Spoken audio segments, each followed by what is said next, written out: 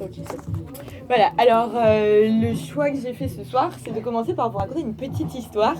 Et je trouve que c'est super parce que là, on est bien dans les mille et une nuits de chez Razad, donc c'est parti. Alors, c'est l'histoire d'un homme qui vit au Tibet, sinon ce serait pas drôle, et il s'appelle Fakab Rinpoché, sinon ce serait trop simple. Et en fait, c'est moins drôle parce qu'il est tibétain, donc il se fait torturer par les Chinois. Et il est moine, et donc vous savez les tensions qu'il y a entre le Tibet et la Chine, surtout au point de vue de la spiritualité, etc. Et du coup, il est dans les geôles chinoises pendant 3 mois, il se fait torturer de manière horrible. Et en fait, il arrive à s'échapper parce que, je sais pas, il subit une fracture horrible, ouverte, j'en sais rien. Et du coup, dans ces cas-là, comme il y a quand même des organismes qui surveillent un petit peu que les Chinois fassent pas complètement n'importe quoi, des fois, ils sont obligés de les hospitaliser, les gens qui torturent et à qui il leur arrive des incidents malencontreux de torture, tu vois, des petits débordements. Donc le gars est amené à l'hôpital local et il en profite pour s'enfuir parce qu'il échappe à la vigilance de ses gardes. Donc il s'enfuit évidemment avec sa cheville pétée, il va traverser l'Himalaya et aller du Tibet en Inde comme tout le monde, quoi. Normal, voilà. Et puis il guérit petit à petit.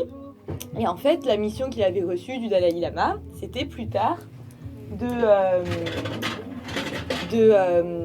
d'aller en Amérique pour participer à l'enseignement du bouddhisme. Et donc il se croit à peu près guéri, il prend son avion pour New York, et une fois qu'il essaie de descendre de l'avion, il n'arrive pas parce qu'il a trop mal à sa cheville et il n'arrive plus à marcher. Il pense que ça va passer, ça passe pas, et il finit dans une clinique spécialement consacrée aux gens qui ont subi des tortures. Il y a ça en Amérique, il y a un centre spécialisé qui guérit gratuitement les gens qui ont subi des sévices en raison de leur positionnement politique, etc. Et en fait, on lui dit voilà, c'est fichu quoi, il faut qu'on vous coupe la jambe jusqu'au genou, enfin qu'on coupe le pied jusqu'au genou, parce que voilà, vous avez subi un traumatisme trop fort, c'est surinfecté, c'est horrible, vous pouvez pas vous en sortir. Et lui, il est embêté parce que comme il y a toute une théorie dans la pratique de la méditation sur l'ouverture des chakras, machin, etc., et que c'est pas la même chose d'avoir un membre que d'avoir un membre fantôme, il refuse l'opération. Donc il est viré de la clinique parce que si tu refuses les soins, t'as pas le droit de rester hospitalisé. Et il décide de se soigner tout seul. Le Dalai Lama lui dit, t'as le pouvoir en toi. Bon. Et il passe 2 ans à méditer, et lui qui avait donc un os de la cheville détruit complètement, c'est-à-dire que, je passe les détails gore, mais en gros, ça avait fait un abcès et c'était tellement infecté que l'os partait par la plaie, en fait. Donc il n'y avait plus d'os du tout. Et en fait, c'est pour ça qu'il fallait lui couper le pied, parce qu'il n'y avait plus de circulation sanguine, donc il avait un pied mort complètement. Et il a fait des méditations pendant 2 ans, et en fait, quand ils ont refait des radios après, le mec s'était reconstitué un os de la cheville, quoi, normal. Donc j'aimerais bien commencer par ça parce que en fait, ça fait un moment que je travaille sur les médecines douces, et il y avait quelque chose qui résistait, c'est-à-dire que j'y crois, je pense que ça a un potentiel énorme, mais ça n'avait jamais fait effet sur moi. Donc je ne pouvais pas en parler parce que je me disais, d'un côté tu y crois, d'un autre côté tu ne peux pas prouver que tu y crois. Et je suis allée à une conférence, j'apprends cette histoire, et c'est l'un des 2 livres qui me sert de trépied. Voilà, et donc je lis cette histoire, et c'est pas une histoire inventée, c'est vraiment une histoire prouvée scientifiquement. Il y en a quelques-unes dans l'histoire de la méditation, etc. Là, vous avez vraiment les radios avant, les radios après. Le mec s'est reconstitué un pied par la seule force de son esprit, sans aucun soin. Bon. Donc on part de là, et donc je pars de là en disant, est-ce que ce mec, en s'étant reconstruit un pied tout seul par la force de la méditation et de l'esprit, prouve que l'esprit a une force immense sur la matière, voire qu'on a une espèce de Dieu intérieur, c'est-à-dire une espèce d'omnipotence totale, donc là je me répète mais une réelle omnipotence, qui en fait signifie qu'on a un pouvoir de guérison parfait dans ce cas-là. Donc c'est très dur d'y accéder, il faut beaucoup de méditation, mais on aurait la capacité de guérir de tout. Est-ce que ça veut dire ça ? Et du coup, là, je recoupe en fait, par cette petite porte, par cette histoire première, toute une réflexion qui est, finalement, est-ce que si on va au plus profond de nous, on arrive à ce que les religions appellent l'âme, c'est-à-dire quelque chose d'immortel, d'intouchable, d'infractionnable, enfin voilà. Et donc, est-ce qu'il y a Dieu en nous, globalement ? Alors, en fait, donc pour essayer de ne pas dire n'importe quoi, je vais expliquer ce qu'on va appeler Dieu par métaphore, parce qu'évidemment, c'est pas une conférence religieuse que je fais ici. Donc j'appelle ça Dieu pour simplifier les choses, puis pour donner une petite touche de peps à cette conférence, quoi, voilà, pour savoir où on va, quoi. Mais en gros, par Dieu, en toute simplicité, je vais dire ce qui est omniscient, donc l'omniscience, donc qui sait tout, l'ubiquité, qui est partout, donc qui n'a pas de limite spatiale ou temporelle, et qui est immortel, donc qui implique la santé parfaite. Et donc là, en rentrant par là, vous avez vu que là, j'ai parlé spiritualité, et peut-être on atteint le cœur de l'homme où il aurait une santé parfaite illimitée. Le truc que je me suis dit, c'est qu'en même temps, il y a un truc qui colle pas. Parce qu'en fait, pour arriver à la même chose, cette espèce d'hyperpuissance divine, l'immortalité, l'ubiquité, l'omniscience, il y a ceux qui pratiquent les techniques les plus spiritualistes et les plus décorporées possibles, c'est-à-dire essayer d'échapper à la matière pour retrouver un espèce de centre qui n'est pas matériel et pourtant qui est là. Et à l'inverse, vous avez les pratiques complètement technicistes, et je pense évidemment on va être obligé de parler de transhumanisme. Donc ceux qui créent au contraire des puces pour pallier les manques humains. Donc finalement, je me suis dit, il y a un problème, parce que pour cette question d'omniscience, d'omnipotence, d'ubiquité et d'immortalité, il y a deux voies. La voie hyper spirituelle, donc que j'appelle hypomatérielle, et la voie hyper matérielle. Donc la voie hyper matérielle, c'est rajouter des choses à la matière, et la voie hypomatérielle, ce serait essayer d'arriver au cœur de l'esprit, qui serait donc d'éviter la matière, enfin de transcender la matière, d'aller dans un au-delà de la matière. Et en fait, voilà, donc je trouve qu'il y a une tension là-dedans, et en fait, ça fait pas mal d'interventions que je fais sur le terme, et cette réflexion-là m'a conduit à des idées que j'aimerais vous exposer et dont on pourra discuter après. Alors, premièrement, je vais voir un petit peu ce que ça peut être, donc vous faire quelques grands points sur ce que j'ai appelé l'hypomatérialité, c'est-à-dire essayer d'arriver à une forme d'omniscience, ubiquité, immortalité, en essayant de retrouver quelque chose d'immatériel en soi, qui serait la source de tout un tas de potentialités auxquelles on accéderait. Auquel on pourrait accéder, mais c'est compliqué. Donc, il y a le cas de Fakab Rinpoché, dont je vous ai parlé, qui serait, lui montre par la petite porte qu'il y a une source inexplorée, insuffisamment maîtrisée par tout un chacun, d'auto-guérison. D'accord ? Donc, on n'est pas forcément aussi malade qu'on le croit, et on ne devrait pas forcément passer par autre chose que nous-mêmes pour nous soigner. Un médecin, un médicament, etc. etc. Bon. Ensuite, vous avez aussi le cas de la réminiscence platonicienne. Donc ça, comme c'est une entrée que vous pouvez trouver sur Wikipédia, je ne m'étends pas là-dessus. Et vous connaissez un petit peu le principe. À travers le Ménon, Socrate, avec cette bonne idée qu'on avait des esclaves ineptes à l'époque, dit je prends un esclave, je vais lui donner un problème de maths hyper compliqué, et tu vas voir, tu vas pas te rendre compte qu'en fait il a tout en lui et il sait le résoudre. Pourquoi ? Parce qu'il sait tout, et la seule action du pédagogue, c'est pas de lui enseigner quelque chose, c'est de donner un caractère palpable à ce qu'il a enfoui en lui et qui est la connaissance universelle. Et ils partent en couille sur la connaissance universelle des âmes, etc. C'est tout le dialogue platonicien. Donc, il y a pour l'omniscience, Platon, donc Platon c'est un des fondateurs de notre rationalité occidentale, hein, donc c'est pour ça que je vous prends un bouddhiste, un Platon, enfin voilà. Et ensuite, je vais vous prendre un gars au milieu de tout ça pour la notion d'omnipotence, etc., donc de capacité ultime sur la matière. C'est, j'en avais parlé peut-être à certains l'an dernier, mais je ne sais pas si vous connaissez la méditation transcendantale. Elle a été complètement importé entre l'Amérique et le Canada, donc c'est très développé là-bas, c'est très développé en Europe, très peu en France parce qu'on est un univers cartésianiste, cartésien je sais pas comment on dit, mais en tout cas, les deux marchent. Mais en tout cas, avec nos lumières, finalement, on est beaucoup plus rétifs que d'autres populations à la recherche de ces choses spirituelles. Bon. Et la méditation transcendantale, en fait, c'est arriver dans un état de conscience où on arrive dans un espèce d'endroit où on dépasse les lois de la physique.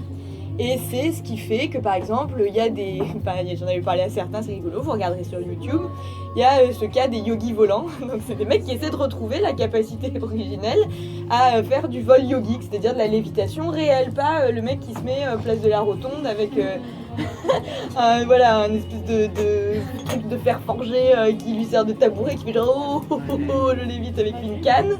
Voilà, c'est la magie. Donc, mais des gens qui lévitent vraiment. Et en fait, ouais, je laisse madame faire son travail. Non, mais des amoureux, il est là. C'est qui là? C'est Annie.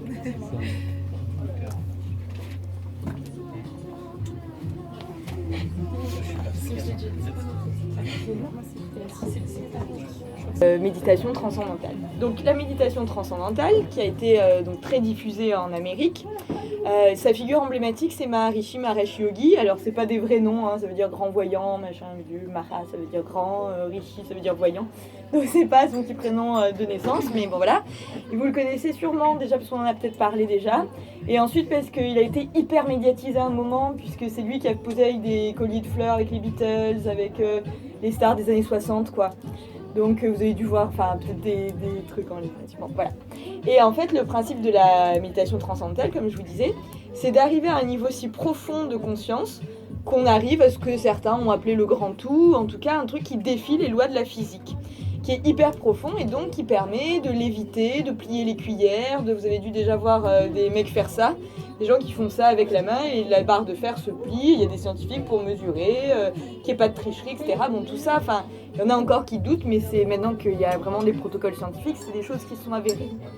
Donc voilà pour la tentative d'essayer d'atteindre des capacités qui seraient celles qu'on attribue généralement à Dieu, à savoir sur la santé avec Fakab Rinpoché, sur l'omniscience avec la réminiscence platonicienne, et sur tout le reste avec le principe même de la méditation transcendantale, et d'arriver à trouver un niveau où le corps n'est plus matière, quoi. Le corps est transformable par l'esprit.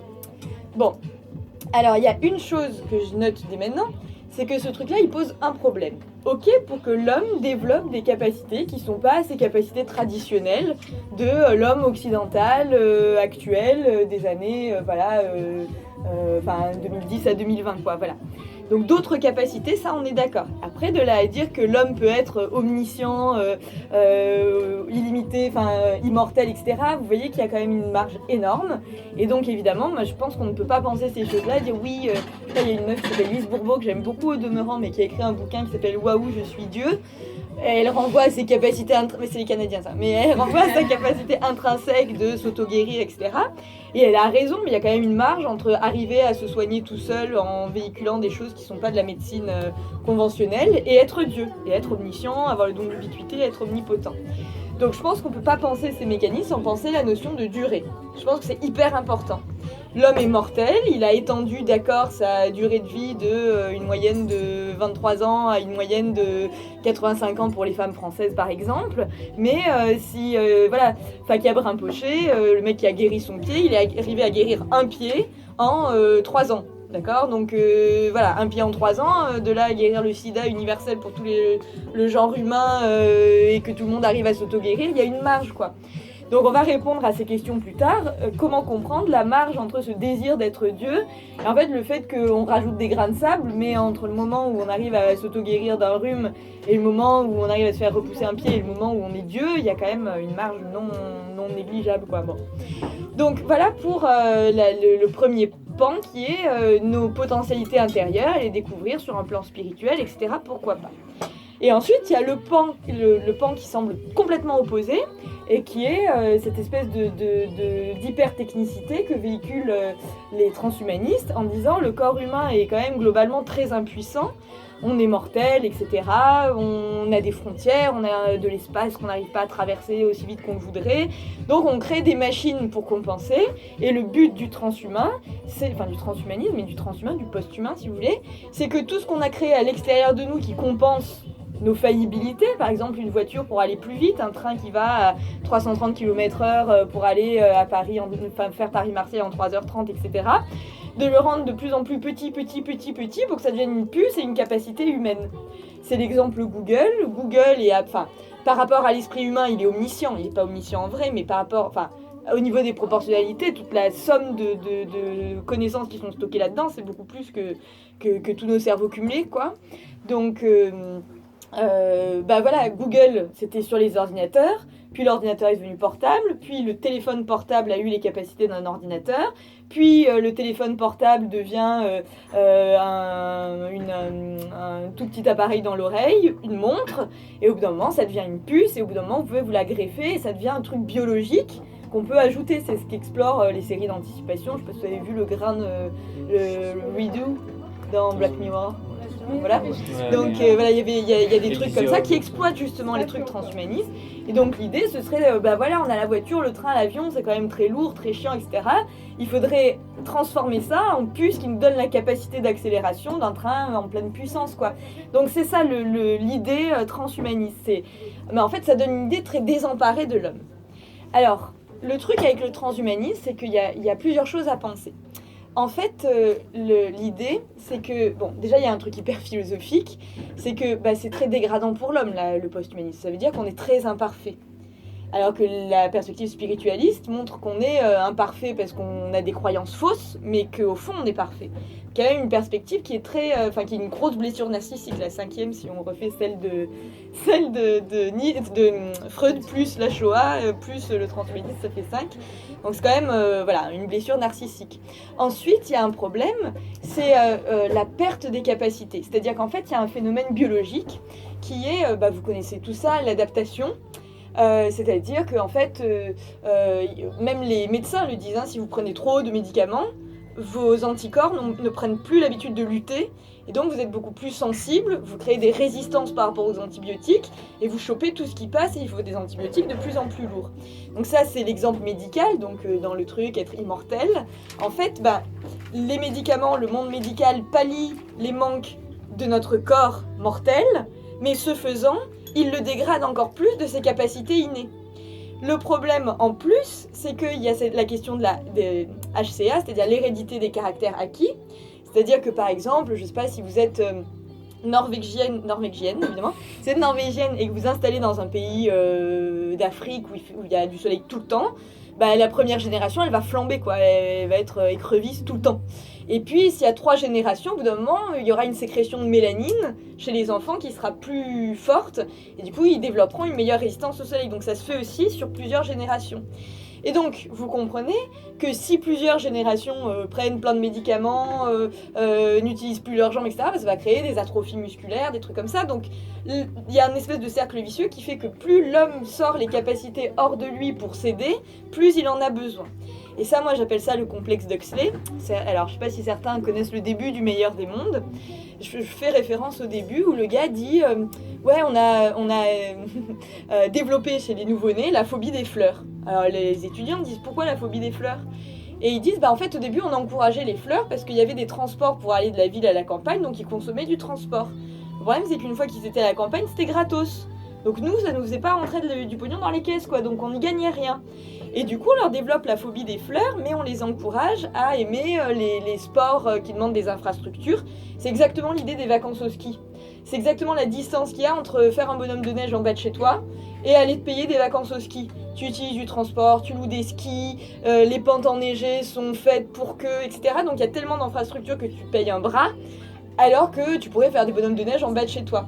Donc l'idée de Huxley, c'est que le non payant est mauvais pour la société. Et donc il faut que tout soit payant. Et donc il conditionne les humains de cette société de bébés éprouvettes, en fait, à n'aller que vers ce qui est payant et qui crée des infrastructures, etc. etc. Donc l'idée, c'est que c'est assez, ça m'évoque ce complexe d'Huxley, le problème post-humaniste, enfin transhumaniste puis post-humain en fait. Parce que le problème, c'est que si vous dégradez l'être humain, ce qui était un superflu agréable devient une nécessité payante. C'est-à-dire que avoir une boussole pour se diriger, ça vous aide, mais perdre complètement l'instinct de l'orientation, ça vous condamne à avoir toujours sur vous un GPS. Alors le GPS, il faut faire attention avec, parce que en fait, c'est l'adaptation de l'orientation à l'urbanisme.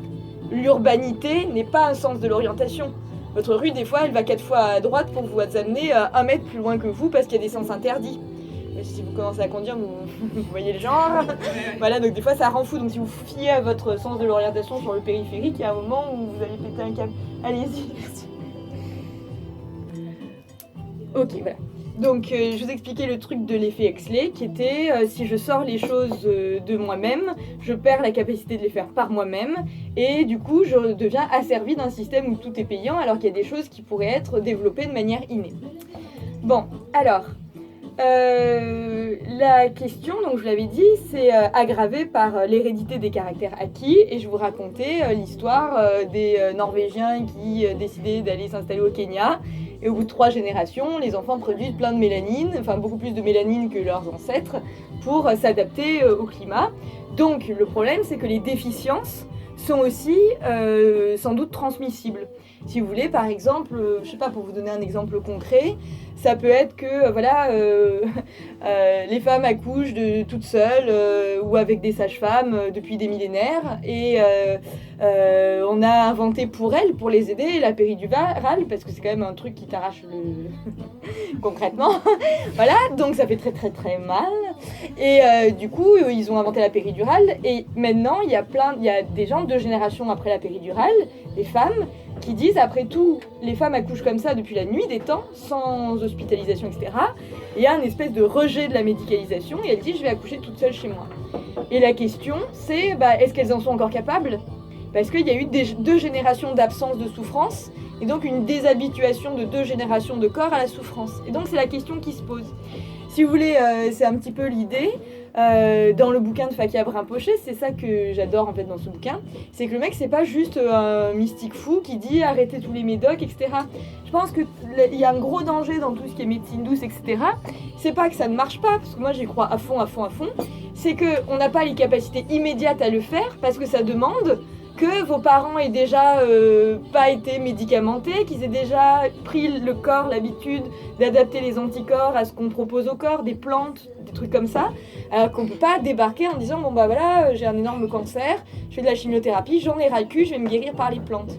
Et c'est ce que rappelle Fakia Brinpoché, il dit voilà, moi si je résume ce pouvoir de guérison que j'ai en moi, pour qu'il arrive à me guérir d'une gangrène, il m'a fallu 70 000 heures de méditation, ça veut dire 9 heures de méditation par jour pendant 26 ans en moyenne. Voilà.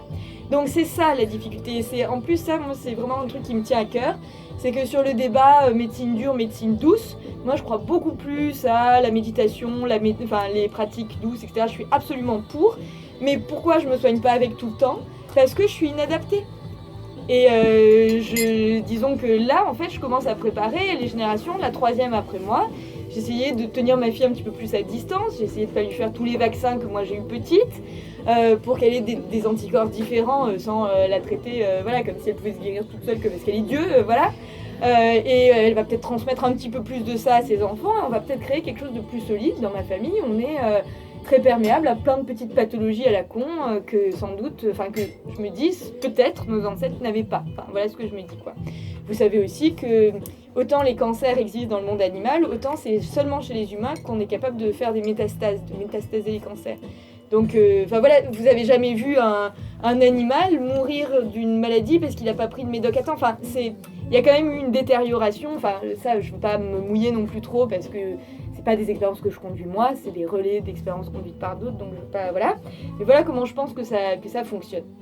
Donc en gros, voilà, état des lieux. Vous avez les gens qui, par la méditation transcendantale et tout le reste des choses, disent on a Dieu en nous. Mais en fait, ce que ça prouve, c'est que oui, sans doute, mais sur le temps d'une vie humaine, vous ne pourrez explorer que ce qui correspond à une infime parcelle du divin. Et encore, si vous arrivez à la faire aboutir à quelque chose de tangible, c'est-à-dire dire, voilà, je passe un examen, je sais pas, j'en sais rien, j'ai une infection urinaire, il y a une bactérie qui apparaît dans les analyses, je médite pendant 1 semaine, 9 heures par jour, je refais des analyses d'urine, le truc a disparu. Voilà, si vous arrivez à faire ça déjà de votre vivant, c'est une grande chose. Mais entre dire ça, vérifier qu'on a plus de capacités qu'on ne croit, et dire qu'on est capable de tout et capable d'être immortel, etc., il y a quand même un pas. Et d'un autre côté, vous avez le transhumanisme qui essaye de réduire toutes les machines qu'on a créées pour Internet par excellence. C'est une forme d'ubiquité, une forme d'omniscience. L'ubiquité, ça veut dire, c'est déjà, voilà, je parle par Skype à quelqu'un, je franchis les distances, ça ne coûte rien de plus en effort que d'appeler mon voisin par le même moyen de communication. Donc il y a un écrasement, voilà. Le but, c'est d'arriver à en faire une compétence humaine par une puce qui serait biologisée, etc., etc. Bon. Et là, j'en arrive à ce qui est en fait la partie qui me semble la plus importante et qui consiste donc à ce que j'ai formulé au terme de cette réflexion et qui me semble, que j'aimerais débattre un petit peu avec vous. Alors, la première chose donc, c'est la question de la durée. En fait, déjà, je pense que avec ce que je vous ai dit sur l'hérédité des caractères acquis, je pense qu'il y a quand même une prise de conscience qui serait importante pour arrêter de fantasmer dans la science-fiction qu'un jour on pourrait être des dieux, mais commencer à créer une société où on développe certaines compétences qu'on a mises complètement en silence. D'accord ? Et à ce moment-là, on reviendrait à quelque chose qui est en fait des sociétés de forme beaucoup plus archaïque, en fait. C'est-à-dire vous aviez le guérisseur, vous voyez, des fonctionnalités. Et en fait, c'est un petit peu ce qu'il y a au Tibet ou dans les pays très spirituels ou dans les castes très spirituelles, etc.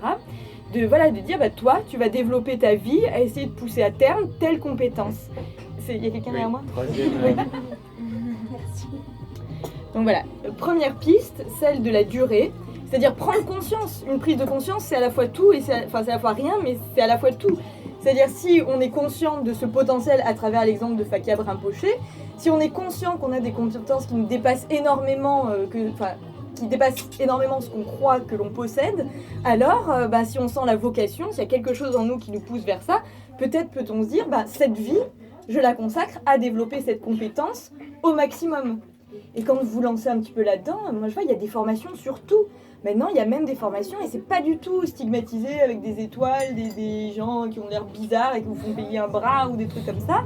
Mais moi je vais essayer de faire une formation au spiritisme, donc au contact avec les entités. D'accord ? Donc, parce que, en fait, c'est sincèrement parce que je veux pas en parler sans savoir, quoi. Voilà.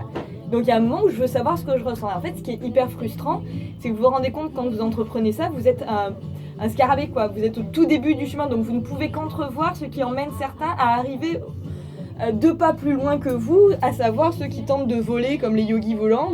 Ils font de la pratique de méditation depuis leur âge de 5 ans.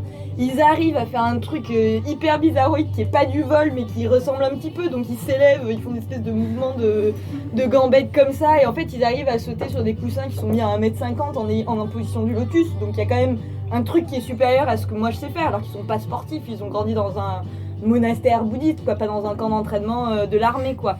Donc il y a bien quelque chose qui se passe, mais vous voyez qu'il y a un truc qui est frustrant aussi, c'est que du coup quand vous dites est-ce que ça existe ou est-ce que ça n'existe pas, c'est un petit peu comme quand vous vous dites j'ai vraiment envie d'apprendre le chinois. Voilà. D'accord, après moi je l'ai fait, j'ai acheté la méthode Assimi et je me suis arrêtée à Ni Hao ou au Boulay. Donc voilà, donc j'ai mesuré, j'ai pris conscience de tout ce qui me restait à faire. Bon. Ça c'est le point 1, donc 1, la prise de conscience. Voilà, qui est finalement, maintenant qu'on sait qu'on a des trucs spirituels en nous qui nous permettent de développer des capacités, on peut essayer de les développer. Et moi, un de mes programmes sur le long terme, c'est d'essayer de foutre ça quelque part à l'école. De faire une école des sens et pas une école juste des connaissances. Donc vraiment un truc où on apprendrait, je sais pas, à se situer dans l'espace les yeux fermés, des trucs comme ça, des trucs tout cons, quoi. Mais qui nous permettraient de nous reconnecter à des capacités beaucoup plus basiques, en fait, à réinventer l'eau chaude, quoi. C'est-à-dire que là, on utilise l'eau chaude, on sait pas d'où ça sort, on sait pas d'où ça vient.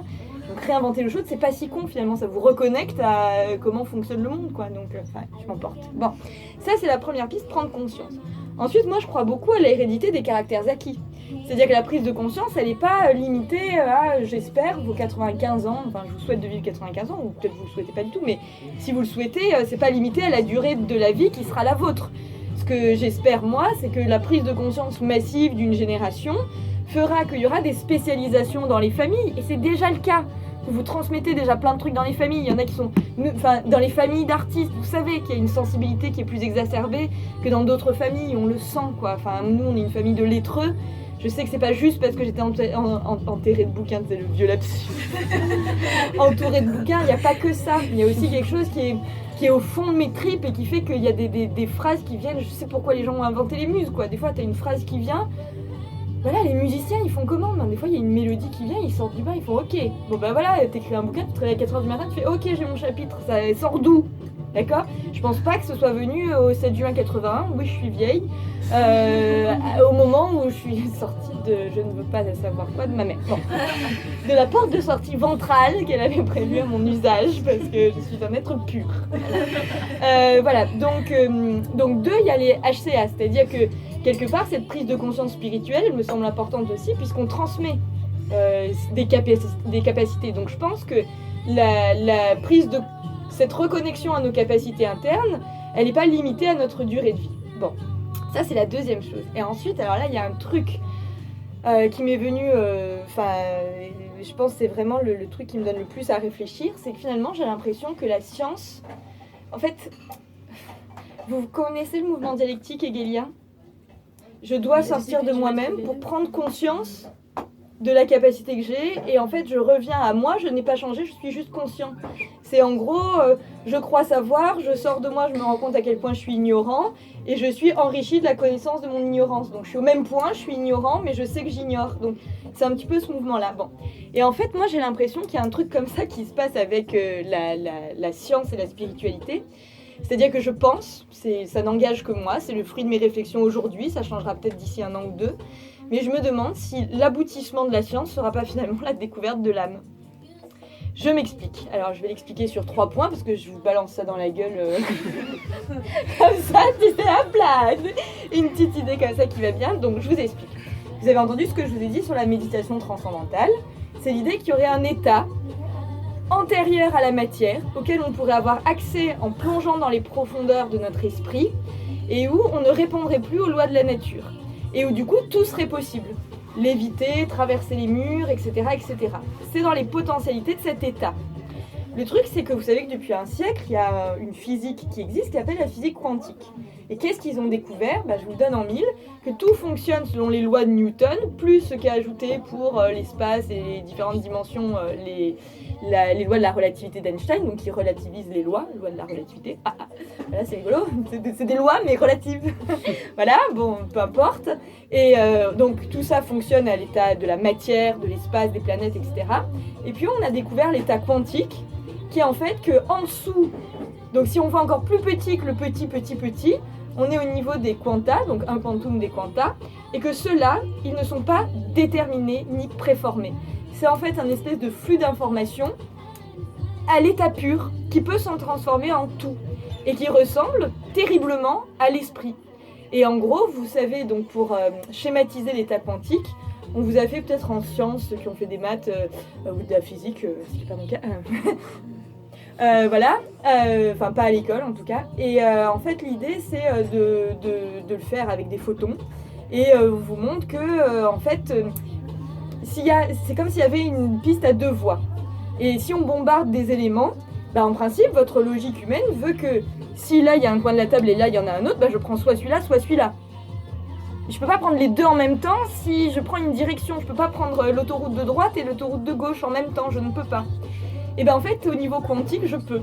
Et c'est juste s'il y a une décision qui est prise, c'est ce qu'on appelle l'observateur, ce qui pourrait être la conscience, qu'on fixe les choses et que la particule ou le quantum ou ce que vous voulez dit « Ah, je peux pas être les deux simultanément, je vais dans l'un ou dans l'autre. » Donc en fait, c'est là où le monde quantique ressemble comme 2 gouttes d'eau et à mon avis est l'état spirituel que décrivent les Maharishi dans les Védas hindouistes, quoi. Et donc finalement, le point ultime de la science, c'est de rendre l'état spirituel conscient de lui-même. C'est pas juste un truc flottant, on sait qu'il doit y avoir quelque chose, ou ça marche mieux à d'autres niveaux de conscience, etc. Ça le matérialise par la science. On dit, voilà, ça remarche, et on peut le dupliquer, et c'est observable. Donc on a la preuve tangible que ça existe. Donc c'est un mouvement de... Voilà, donc ça ce serait la première chose. L'aboutissement de la science serait l'âme. Donc déjà la conscience, l'état de la méditation transcendantale, cette espèce d'état antérieur à la matière, ce serait la physique quantique. Ce qu'ont découvert les physiciens quantiques. Bon, ça c'est le point 1. La deuxième chose, c'est que vous savez que chez les hindouistes, les bouddhistes, etc., il y a ce principe de réincarnation. Et en fait, par exemple, tous ceux qui s'appellent Rinpoché, je ne sais pas si vous savez qu'il y a beaucoup de gens qui s'appellent Rinpoché, qui font plein de conférences sur le bouddhisme, l'hindouisme, etc. En fait, ils s'appellent Rinpoché, ce n'est pas leur nom de famille réel, c'est qu'ils sont la réincarnation d'une lignée de gens. Et du coup, ils poursuivent d'une vie à l'autre ce qu'a commencé leur ancêtre. Et donc, en fait, il y a une quête, c'est assez rigolo, je ne sais pas si vous avez vu, il y a un film qui était Little Buddha, je ne me rappelle même plus, parce que tellement il est vieux, mais il y a un truc comme ça où, en fait, pour savoir qui est l'héritier de qui, parce que vous réincarnez, le gars se réincarne, au bout d'un moment, il arrive dans une famille, il ne sait pas qui il est. Donc, du coup, au bout d'un moment, il se met à avoir des comportements bizarroïdes, genre il dit ah, mamie, elle va mourir, et le lendemain, elle meurt, bon, des trucs comme ça, donc tu fais, oh, mon gars, c'est bizarre. Et un jour, tu rencontres un mec bouddhiste qui dit, bon, fais-lui passer les tests. Et il y a des tests, et en fait, on met un enfant, un bébé, en présence des objets qui ont appartenu à son prédécesseur et de tout un tas d'objets. Et s'il prend la brosse à cheveux du mec, la brosse à dents du mec, il reconnaît tout du mec, tu te dis, c'est peut-être son héritier, c'est peut-être la réincarnation de ce mec. Et donc, en gros, ça veut dire que la découverte spirituelle, le rôle que ces gens-là ont à faire sur Terre, vous savez que le cycle bouddhiste, le cycle des réincarnations bouddhistes, est censé vous faire échapper à la réincarnation. La réincarnation, en fait, c'est pas un souhait. Le but de la réincarnation, c'est de devenir esprit, c'est d'échapper à la matière, en fait. Donc, vous réincarnez jusqu'à redevenir une espèce d'unité spirituelle avec le divin. Bon, voilà. Et donc, du coup, il y a une question que je me pose, c'est est-ce que la HCA n'est pas la scientifisation, enfin la découverte scientifique de la réincarnation? Si je transmets dans mes gènes ma capacité, et que mon enfant en hérite, et que, du coup, il sent au fond de lui qu'il a une mission de vie, qui est à la fois la même que la mienne, mais qui la dépasse. Ah non, tout ça est brouillé, c'est pas si clair. Mais alors la HCA et la réincarnation, l'hérédité des caractères acquis, serait la forme biologique de quelque chose qu'on décrit qui est alors complètement mystique et qu'on a du mal à croire, très sincèrement, c'est-à-dire les cycles de réincarnation. Donc, est-ce que l'aboutissement de la science, encore une fois, la découverte de l'hérédité des caractères acquis, ce serait pas la version scientifique, la traduction, en fait? On a le mot scientifique, le mot spirituel, en fait. Bon, et en fait, le truc ultime, c'est de me demander si en fait le transhumanisme ne va pas aboutir à créer quelque chose de tellement biologique, c'est-à-dire, pour l'instant, vous voyez ce que je vous ai dit, un avion va à 1000 km/h, un train à 330 km/h, un train à grande vitesse évidemment. Voilà, pour l'instant c'est des objets très extérieurs à nous et nous on n'arrive pas encore à se téléporter. Bon, mais à un moment il y aura un truc qui nous permettra de régler, enfin les transhumanistes, leur rêve c'est qu'on puisse régler notre vitesse entre, voilà, se téléporter en gros, arriver sans qu'il y ait d'espace, de problème d'espace, etc. Et donc du coup, si ça passe par la science, ça va être quelque chose qui va finalement, pour se téléporter, il faut réduire la matière à néant et la reproduire ailleurs. Et il y a déjà des expériences qui sont faites, vous le savez. Vous avez déjà vu Ant-Man. C'est n'importe quoi, c'était juste pour rigoler. Mais vous savez que c'est fait en laboratoire avec des particules, donc ça parle pas. Mais vous savez que les particules quantiques, par exemple, elles restent corrélées ou qu'elles soient dans le monde, etc. Donc il y a des choses qui marchent déjà au niveau scientifique. Donc voilà, le truc, c'est que ce que je me demande, c'est si finalement le transhumanisme a son aboutissement, mettons, si dans 4 siècles il y a encore un monde et qu'il y a encore des transhumanistes et qui sont arrivés au bout de leur truc, si en fait ils vont pas transformer le corps en âme. Tu vois ce que je veux dire? À force de créer des choses complètement biologiques, qui dépassent le biologique, qui cherchent du biologique mais en mieux, est-ce qu'ils vont pas conscientiser l'âme? C'est-à-dire créer la version scientifique de l'âme, aboutir dans l'âme, en fait, dans ce qu'on appelle l'âme. Ce truc à la fois matériel, immatériel, qui est dans le monde physique sans avoir de barrière spatiale et temporelle. Voilà, c'est la question que je me pose, quoi. Donc la fin de cette conférence, c'est de savoir si l'aboutissement de la science, c'est pas la découverte consciente d'elle-même de la spiritualité. Voilà, j'ai terminé. Merci beaucoup.